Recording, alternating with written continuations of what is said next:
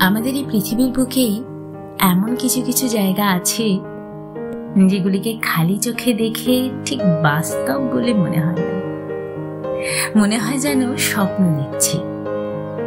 সে স্বপ্ন এতটাই নিখুঁত, এতটাই সুন্দর যে মনে হয় যেন চোখের পলক ফেললেই স্বপ্ন ভেঙে যাবে আর সেই অনিন্দ সুন্দর জায়গাটি অদৃশ্য হয়ে যাবে। হ্যাঁ, আমাদের এই পৃথিবীতেই এমন অনেক জায়গা আছে যেখানে দাঁড়িয়ে স্বপ্ন আর বাস্তব মিলে মিশে একাকার হয়ে যায়। এই তো আমি নিজের চোখে দেখে এলাম এমন এক জায়গা। নমস্কার, আমি সুমনা আর আপনারা দেখছেন আমার চ্যানেল দব্যভোগান। আর আমি বলছি উত্তরাখণ্ডের গাড়োয়াল হিমালয় অঞ্চলে অবস্থিত স্বপ্নের থেকেও সুন্দর দেউড়িয়া তালের কথা। এর আগের গল্পগুলিতে আমি বলেছিলাম আমাদের ঋষিকেশ, চোপতা আর তুঙ্গনাথ ট্রেকের গল্প। আজ বলবো চোপতা থেকে মুক্কুমঠ ও শাড়িগ্রাম হয়ে দেউড়িয়া তাল ট্রেকের গল্প। তাহলে বরং গল্পটা শুরু থেকে শুরু করা যাক। পূর্ব পরিকল্পনা মতো 9 এপ্রিল 2025 চোপতাকে বিদায় জানিয়ে আমরা রওনা দিলাম। কিন্তু এমন স্বর্গীয় সৌন্দর্য ছেড়ে যেতে কি মন সায় দেয়? আমরা তাই ব্রেকফাস্ট সেরে ধীরে সুস্থে তৈরি হয়ে বেরোলাম। আসলে এই সুযোগে আমরা তখন চোপতার ওই চিরন্তন সৌন্দর্যকে মন প্রাণ দিয়ে আত্মসাৎ করছি। সবকিছু গুছিয়ে নিয়ে যখন রওনা দিলাম, ঘড়িতে তখন সময় সকাল 10:30। মনে তখন অদ্ভুত এক অনুভূতি। একদিকে দীর্ঘদিনের স্বপ্ন পূরণ হওয়ার অনাবিল আনন্দ, অন্যদিকে তুঙ্গনাথ মহাদেবের চাক্ষুষ দর্শন না করতে পারার আক্ষেপ। সব মিলিয়ে সে এক অদ্ভুত দোলাচল। তাই ঠিক করলাম তুঙ্গনাথ মহাদেবের দর্শন করেই যাব। এখানে বলে রাখি, শীতকালে প্রবল ঠান্ডায় তুঙ্গনাথ মন্দির যখন বরফে ঢাকা থাকে, তখন দর্শনার্থীদের জন্য তুঙ্গনাথ মহাদেবের মূর্তিটি মুক্কুমঠে নামিয়ে আনা হয়। তাই আমরাও ঠিক করলাম মুক্কুমঠে তুঙ্গনাথ মহাদেবের দর্শন করে তারপর শাড়িগ্রাম যাব। উত্তরাখণ্ডের রুদ্রপ্রয়াগ জেলার 2100 মিটার উচ্চতায় অবস্থিত ছোট্ট গ্রাম মুক্কুমঠ। চোপতা থেকে মুক্কুমঠের দূরত্ব প্রায় 20-22 কিলোমিটার। খুব বেশি হলে ঘন্টাখানেক মতো সময় লাগার কথা। পাইন, ওক, দেবদারু আর রডোডেনড্রনের ঘন জঙ্গলের মধ্যে দিয়ে চলেছে আমাদের গাড়ি। সে জঙ্গল এতটাই সুন্দর যে দেখতে দেখতে চোখ জুড়িয়ে যায়। সে জঙ্গল এতটাই সবুজ যে মনে হয় যেন পৃথিবীর সবটুকু সবুজ ভগবান এইখানেই উজাড় করে দিয়েছেন। সে জঙ্গল এতটাই ঘন যে একটানা ঝিঝি পোকার ডাক শুনতে শুনতে গা ছমছম করে ওঠে। এত সুন্দর জঙ্গলে দুদণ্ড না দাঁড়িয়ে চলে যাবে এমন নিরস মানুষ সমগ্র ভূভারতে আছে কিনা সন্দেহ। জঙ্গলের গা ঘেঁষে গাড়ি থামিয়ে আমরাও নেমে পড়লাম। সবুজ জঙ্গলের বুক চিরে চলে গেছে কালো পিচের রাস্তা। রাস্তা বেশ নির্জন। দূর দূর পর্যন্ত গাড়ি ঘোড়া বিশেষ চোখে পড়ে না। মনে হচ্ছে যেন এক অনন্ত সবুজের সমুদ্রে দাঁড়িয়ে আছি।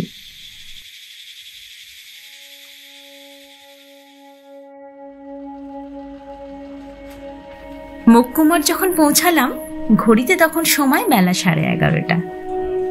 বিশাল বড় এক দরজা আর কয়েক ধাপ সিঁড়ি পেরিয়ে রাস্তা চলে গেছে সোজা মন্দিরের দিকে, যেখানে শীতকালে তুঙ্গনাথ মহাদেবের মূর্তি রাখা হয়।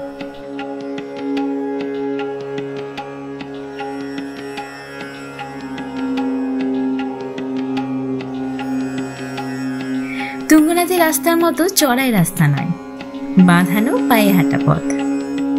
পথের দুধারে চাষের জমি আর কিছু জনবসতি, ছোট ছোট বাড়িঘর। অদূরে দেখা যাচ্ছে ধূসর নীল পাহাড়ের সারি।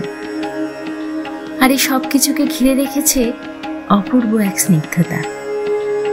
শহরের কোলাহল হই হট্টগোল থেকে শত মাইল দূরে এ যেন এক অন্য দুনিয়া।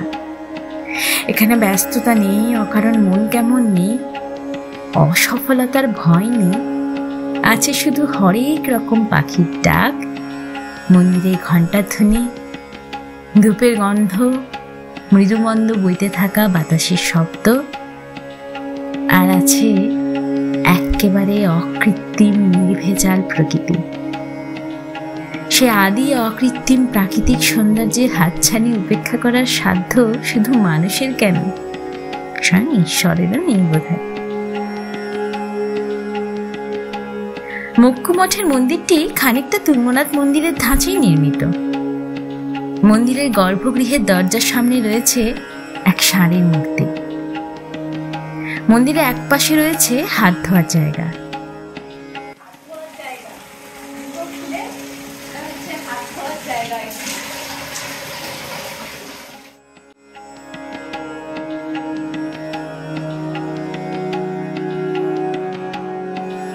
মন্দিরে দর্শনার্থীদের উপচে পড়া ভিড় নেই, বা হয়তো আমরা অফ সিজনে গেছিলাম বলে খুব একটা ভিড় পাইনি।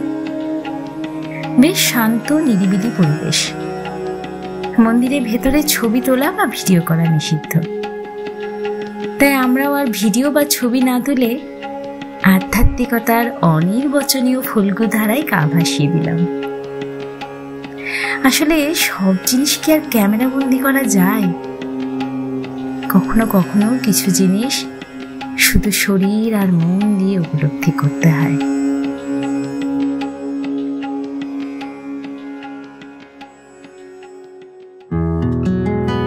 দর্শন সেরে ফেরার পথে চোখে পড়ল ছোট্ট এক চায়ের দোকান। এই চায়ের হাতছানিকে অগ্রাহ্য করার সাধ্য আমার নেই। চা খেয়ে রওনা দিতে না দিতেই দেখি কোথা থেকে একরাশ কালো মেঘ উড়ে এসে জুড়ে বসলো আমাদের মাথার উপর। অগত্যা টুপটাপ বৃষ্টি ফোঁটা আর আবছায়া জানলার কাজকে সঙ্গী করে এগিয়ে চললাম আমরা আমাদের পরবর্তী গন্তব্যের উদ্দেশ্যে, শাড়িগ্রামের উদ্দেশ্যে। ঠিক ছিল শাড়িগ্রামের কাছাকাছি কোথাও একটা দিন থেকে পরের দিন দেউরিয়াতাল ট্রেক করব। সে মতো হোমস্টেও বুক করা ছিল। শাড়িগ্রাম থেকে 5-6 কিলোমিটার দূরে ধারোহার হোমস্টে। পাহাড়ের কোল ঘেঁষে সবুজের চাদর জড়িয়ে ছোট্ট এক হোমস্টে, ধারোহার হোমস্টে। হোমস্টে বলা ভুল হবে, পুরনো বসত বাড়িকে সাজিয়ে গুছিয়ে হোমস্টে হিসেবে গড়ে তোলা হয়েছে। একতলায় অতিথিদের থাকার জায়গা, আর দোতলায় রান্না খাওয়া আর স্টাফদের থাকার জায়গা। হোমস্টের সামনে এক ফালি বাগান। পুরনো আমলের পাহাড়ি বাড়ি, তাই মোটা মোটা ঘরের দেওয়াল সুন্দর শীততাপ নিয়ন্ত্রণের কাজ করে। আর সুন্দর ছিমছাম ঘর। ঘরে একটা ডাবল বেড আর সাইড টেবিল ছাড়া আসবাবের বাহুল্য খুব একটা নেই, তবে রুচিবোধের ছাপ স্পষ্ট। ঘরের লাগোয়া বাথরুমটিও একটা ছোটখাটো ঘরের মতো, পরিষ্কার পরিচ্ছন্ন আর সুন্দর করে সাজানো। আমরা যখন হোমস্টে পৌঁছালাম ঘড়িতে তখন সময় দুপুর 2।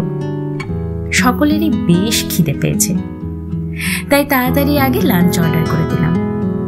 ভাত, ডাল তড়কা আর মিক্সড ভেজ। রান্না বান্না বেশ ভালো। 3 জনে মিলে প্রকৃতির অপার স্নিগ্ধতা উপভোগ করতে করতে লাঞ্চ করলাম।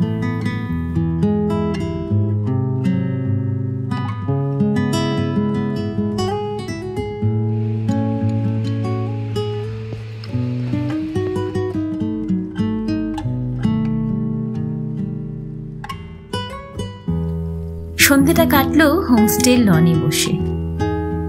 লনটা খুব সুন্দর করে সাজানো। এক পশলা বৃষ্টির পর সবকিছু যেন আরো বেশি সুন্দর আর স্নিগ্ধ লাগছে। গাছপালার মাঝে একদিকে বসার জায়গা আর একদিকে একটা দোলনা আছে। সেই দোলনায় বসে বসেই দূরের পাহাড়ের সৌন্দর্য উপভোগ করা যায়।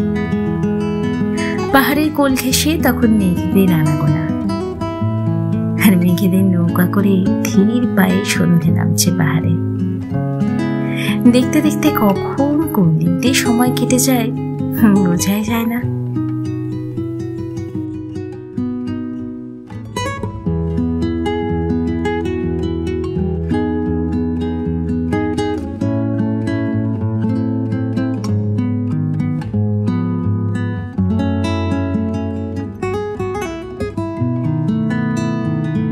পরের দিন অর্থাৎ 10 এপ্রিল 2025 ঘুমটা ভাঙল নাম না জানা এক পাখির ডাকে। রুমের দরজা খুলতেই এক পশলা স্নিগ্ধ বাতাস হুড়মুড় করে ঢুকে পড়ল ঘরে। বাইরে তখন নরম ভোর, তাকে ঘিরে রয়েছে ফিনফিনে এক মুগ্ধতার চাদর। গুটি গুটি পায়ে এগিয়ে গেলাম লনের দিকে। আগের রাতে বৃষ্টির পর গাছপালাগুলো যেন একটু বেশি সবুজ হয়ে গেছে। না জানি কত পাখি এসে ভিড় করেছে সেই সবুজের দলে।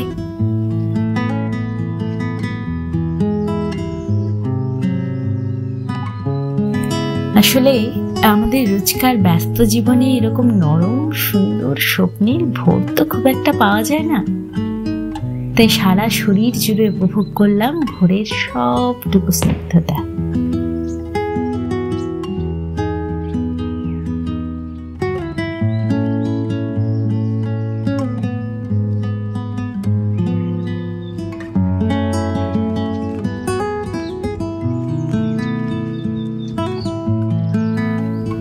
তারপর বেলা একটু গড়াতেই তৈরি হয়ে সোনালি রোদ গায়ে মেখে আমরা 3 জন রওনা দিলাম দেউরিয়া তালের উদ্দেশ্যে।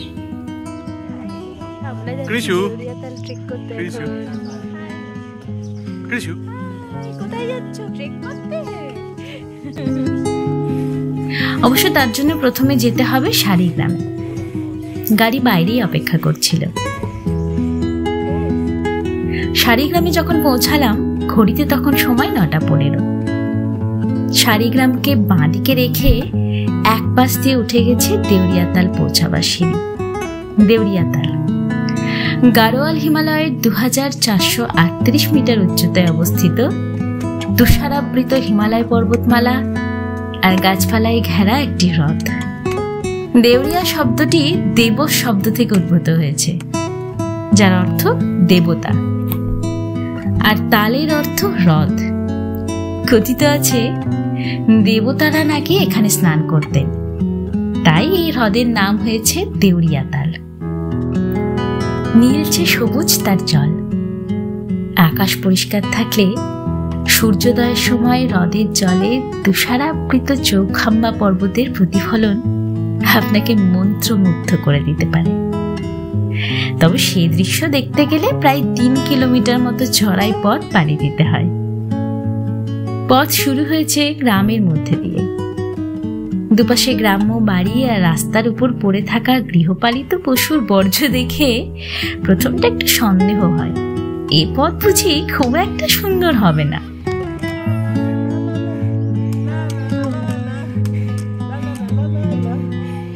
এনজয় করছো কৃষু?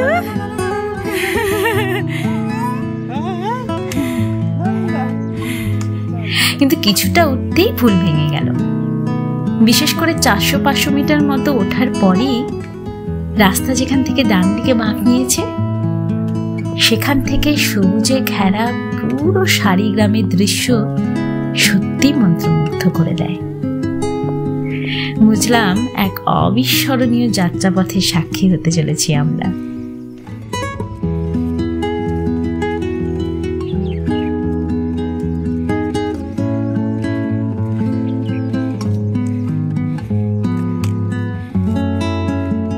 পাইন, দেবদারু আর রডোডেন্ড্রনের সবুজে সাজানো পাথুরে পথ। সে পথে সৌন্দর্য কম কিছু নয়। হাঁটতে হাঁটতে মনে হয় যেন স্বর্গের নন্দন কাননের মধ্যে দিয়ে হেঁটে চলেছি। সঙ্গ দেওয়ার জন্য রয়েছে পাখিদের গান আর তীর তীরে হাওয়া।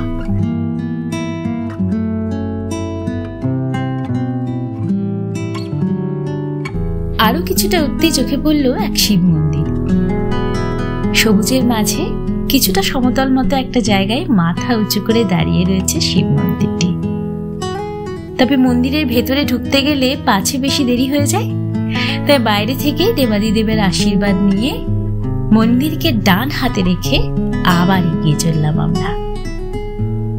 দেউরিয়াতাল যাওয়ার রাস্তা তুঙ্গনাথের মতো অত কঠিন নয়।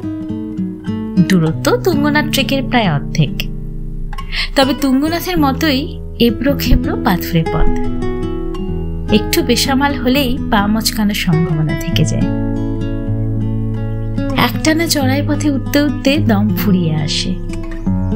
তার উপরে আবার বেলা বাড়ার সঙ্গে সঙ্গে বাড়তে থাকে রোদ্দুরের তাপ।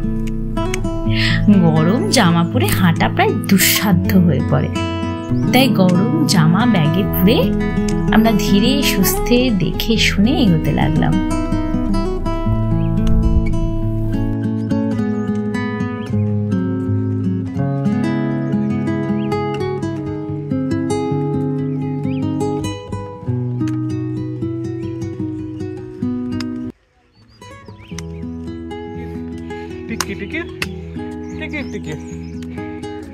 কৃষিকে নিয়ে এটা আমাদের সেকেন্ড ট্রেক।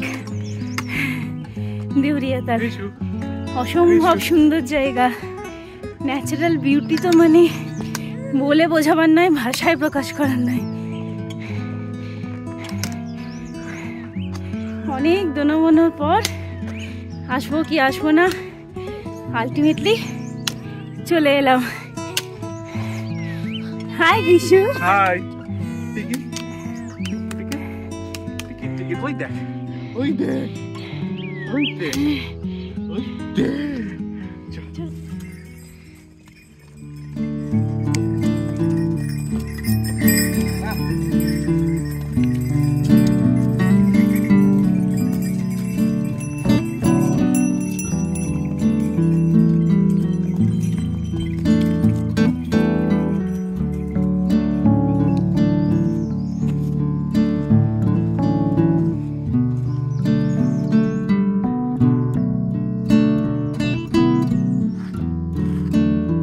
পথ চলতে চলতে হাঁপিয়ে গেলে গাছের ছায়ায় বসে দুদণ্ড জিরিয়ে নিচ্ছি, গলা মেলাচ্ছি পাখিদের কনসার্টে, আর দু চোখ ভরে উপভোগ করছি প্রকৃতির অপার সৌন্দর্য।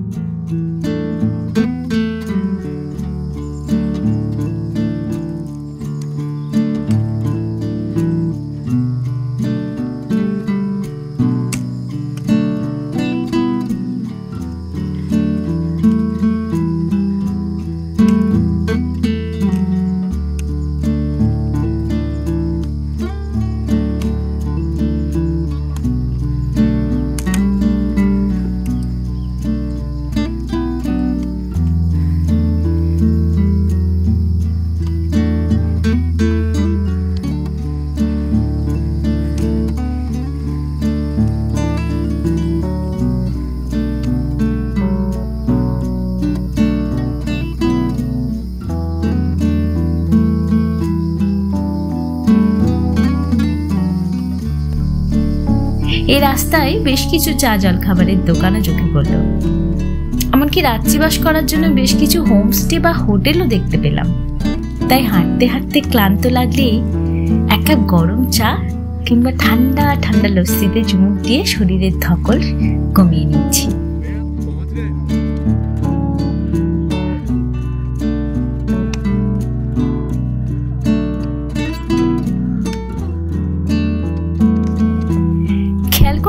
আমাদের সঙ্গে কৃষুও বেশ উপভোগ করছে ট্রেক, আর করবে নাই বা কেন? কি অপূর্ব এই পথ, কি অপূর্ব এই নির্জনতা, কি অপূর্ব এই সবুজের গন্ধ মাখা ঝিরঝিরে বাতাস। এ কৃষু, হর্স কোথায়? হর্স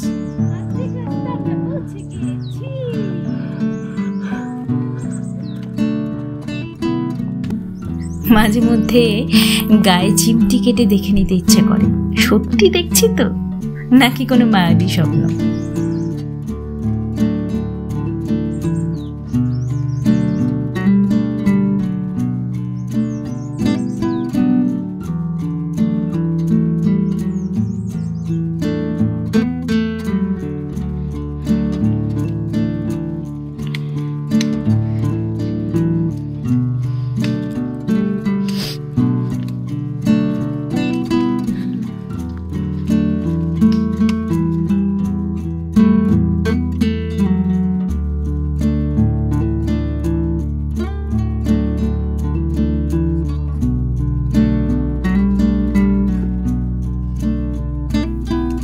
দেউরিয়াতাল যখন আর 500-700 মিটার, তখন যেন পথের সৌন্দর্য দ্বিগুণ হয়ে গেল।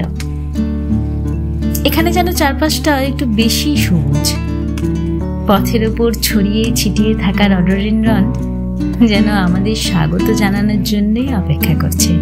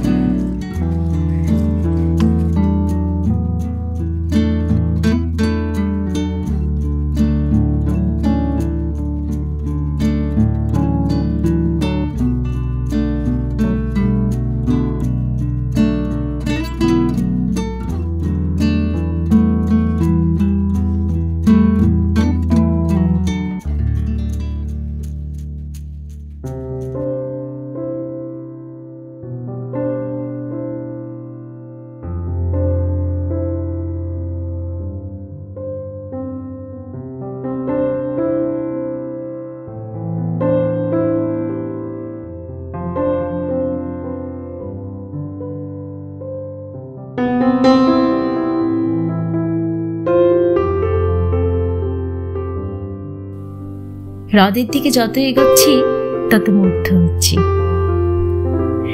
আমরা যখন দেউরিয়াতালে পৌঁছালাম ঘড়িতে তখন সময় বেলা 11টা, কিন্তু সময়ের দিকে তখন আমাদের কারো আর হুঁশ নেই, কারণ সামনে যা দেখতে পাচ্ছি তা যেন এক টুকরো স্বর্গ।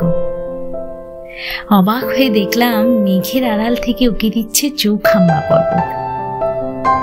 আহা, সেই তুষারাবৃত চৌখাম্বা, সবুজ উপত্যকা, আর এসবের ঠিক মাঝখানে বিরাজ করছে দেউরিয়াতালের কাক চক্ষুর মতো টলটলে জল। এ যেন এক অপার্থিব সৌন্দর্য।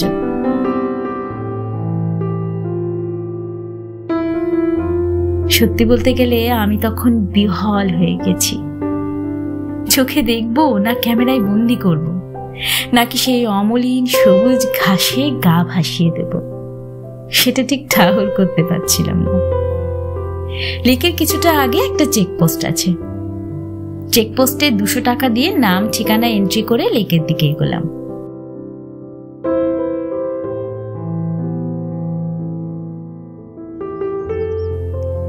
তারপর 3 জনে লেকের ধারের সবুজ ঘাসে গায়ে দিয়ে দিলাম, আর দেউরিয়াতালের মায়াময় রূপ দেখতে দেখতে মন্ত্রমুগ্ধ হয়ে গেলাম। সেই সৌন্দর্য ভাষায় বর্ণনা করতে গেলে শব্দ কম পড়ে যায়। সেই সৌন্দর্যের টানে সময়ের হিসাব থাকে না, ঘরে ফেরার পথের হদিশ মেলে না। শুধু মোহগ্রস্তের মতো দু চোখ ভরে সেই সৌন্দর্যের আস্বাদ নিতে হয়।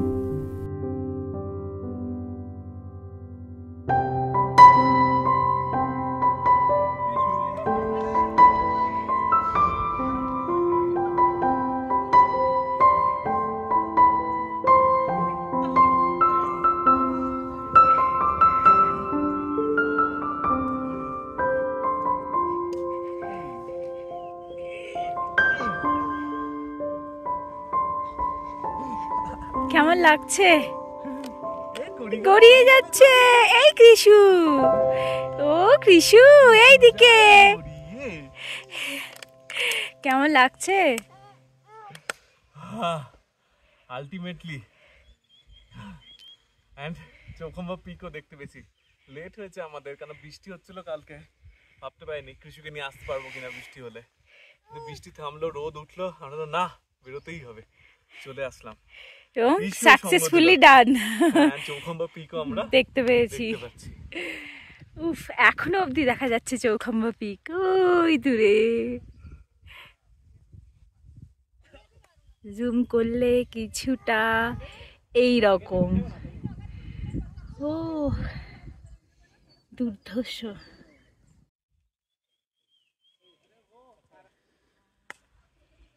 লেকের চারপাশ দিয়ে একটা রাস্তাও চলে গেছে, যেটা ধরে লেকটাকে একবার গোটাটা ঘুরে আসা যায়। লেকটার চারপাশে আমরা এখানে বসবো, কিছুটা সময় কাটাবো। অসাধারণ লাগছে, ভাবতে পারিনি আজকে আসতে পারবো, কমপ্লিট করতে পারবো, বাট পেরেছি। এবং সামনে এসে দেখি ম্যাজেস্টিক ভিউ, অসাধারণ। গুটি গুটি পায়ে এগিয়ে গেলাম লেকের ধারে। কি টলটলে তার জল, তার দুই পাড়ে তখন লাল রডোডেনড্রনের বন্যা। মনে হলো সত্যি এই জায়গা দেবতাদের বাসযোগ্যই বটে। এ অপার্থিব সৌন্দর্যের মর্ম উপলব্ধি করার ক্ষমতা আমাদের মতো সাধারণ মানুষদের নেই।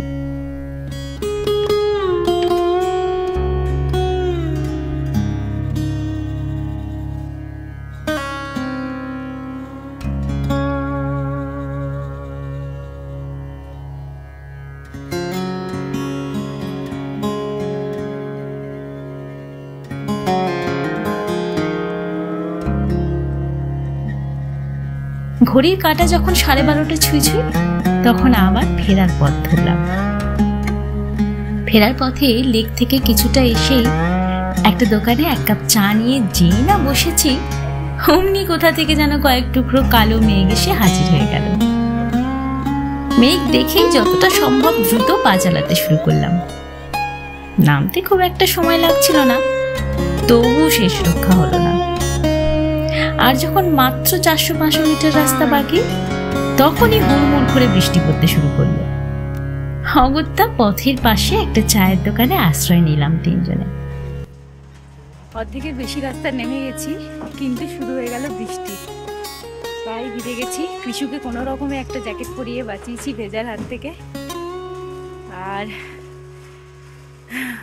ভাবছিলাম বৃষ্টিতে কি করে নামবো, ভীষণ ডিফিকাল্ট। পাথরে পা স্লিপ করছে, ভীষণ স্টিক আছে, তাতেও পা স্লিপ করছে। দেখা যাক, এখনো একটু রাস্তা বাকি আছে। বেশ কিছুক্ষণ অপেক্ষা করার পর বৃষ্টি একটু কমলে তারপর নিচে নামলাম আমরা। তবে সব মিলিয়ে এক অনবদ্য রোমাঞ্চকর অভিজ্ঞতা। সে অভিজ্ঞতার গল্প বলতে গেলে শব্দ কম পড়ে যায়। সেই স্বর্গীয় সৌন্দর্যের টানে বারবার মন ছুটে যায় তুষারাবৃত পর্বত আর গাছপালায় ঘেরা দেউরিয়া তালে। আজকের মতো এখানেই শেষ করছি। খুব শিগগিরই ফিরে আসছি এই গল্পের অন্তিম আর শেষ পর্ব নিয়ে।